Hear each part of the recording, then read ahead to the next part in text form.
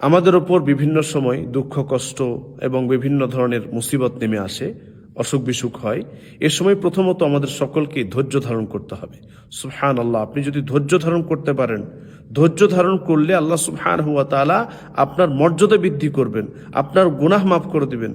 সুবহানাল্লাহ, আল্লাহ রাসূল বলেন সাল্লাল্লাহু আলাইহি ওয়াসাল্লাম, যে হাদিসটি সহিহ বুখারীতে রয়েছে, যে কোনো মুমিন বান্দার উপর কোনো মুসিবত যখন আসে বা এমনকি হালকা কোনো একটা কষ্ট হয় হয়তো, বা পায়ে কাঁটা ঢুকে যায়, ব্যাপারও হাদিস রয়েছে, তখন আল্লাহ সুবহানাহু ওয়া তাআলা আপনার এটার দ্বারাতে, এই কষ্টের দ্বারাতে গুনাহ মাফ করে দেন। সুবহানাল্লাহ, সুবহানাল্লাহ। অতএব আমরা যখন এরকম কোনো একটা কষ্ট বা কিছু একটা হবে বা অসুখ বিসুখ হবে, তখন সর্বপ্রথম আমরা ধৈর্য ধারণ করব এবং আল্লাহ সুবহানাহু ওয়া তাআলার কাছে আমরা দোয়া চাইব, দোয়া করব যে আল্লাহ সুবহানাহু ওয়া তাআলা আমার এই কষ্ট দূর করে দাও। এবং সে সময় আমরা সাদকাহ করব, বেশি বেশি করে কোরআন তেলাওয়াত করব, দোয়া দরুদ করব এবং বিভিন্ন ধরনের যে সমস্ত দোয়া ও জিকির রয়েছে সেগুলো পড়ার চেষ্টা করব।